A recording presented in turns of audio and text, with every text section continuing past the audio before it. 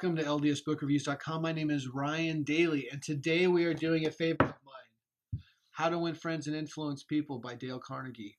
I'm not going to lie to you, this is my third copy of the book, and yes, the other two have been demolished and destroyed.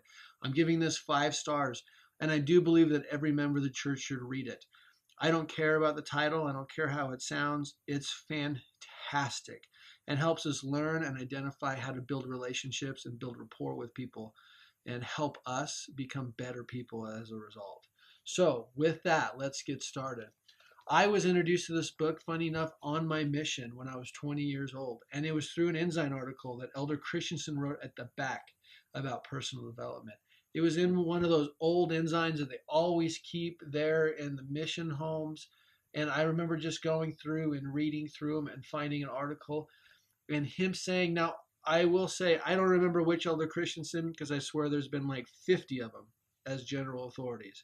But there was an Elder Christensen, he wrote an article at the back of the Ensign, and he referenced this book, and he said those same words. I believe or wish that every member of the church would read this book. This is a fantastic book.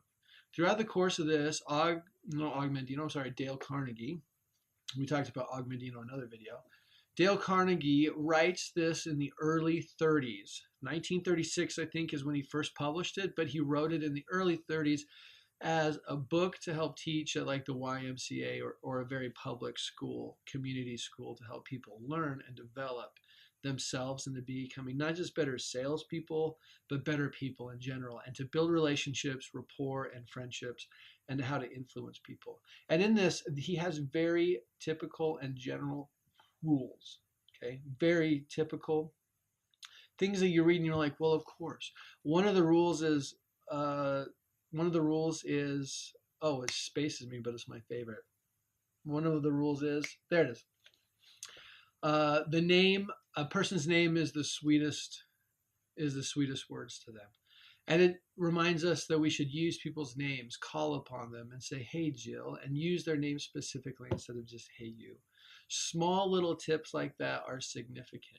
Most importantly, though, Dale Carnegie isn't teaching tips and tricks. What he's doing is he's talking about genuineness, authenticity. The general Dale Carnegie rule, and I eventually wrote a little paper or chapter in another book in relation to the Dale Carnegie rule, is that you can follow all the rules all you want, but if you're fake, it doesn't matter. People see right through it. So it talks, the true Dale Carnegie rule is to not just apply it, but apply it with authenticity and genuineness. Genuinely being interested in the person. Again, it has had a significant impact in my life and in the relationships of those around me. And I do believe that every member of the church, if they could read it and just take what they know to be true out of it and apply it, that all of our interactions, both within the church and outside of the church, would be cleaner and smoother, and he puts it in a context and way and framework that we can apply immediately into our daily lives. I love doctrine, I love concepts, I love theories, but application is where we change our lives. And so there are times and places that I absolutely love these books, because if it doesn't change my behavior and doesn't change my life, it shouldn't be a 5-star book. It should just be a nice to read book. This is a 5-star book. This can impact your life. I highly recommend it. How to Win Friends and Influence People. You can find a copy almost anywhere in any format for less than $10. And then if you love it as much as I do, you can do what I do and read it at least once a year and just take a refresher course. With that, I'll leave you.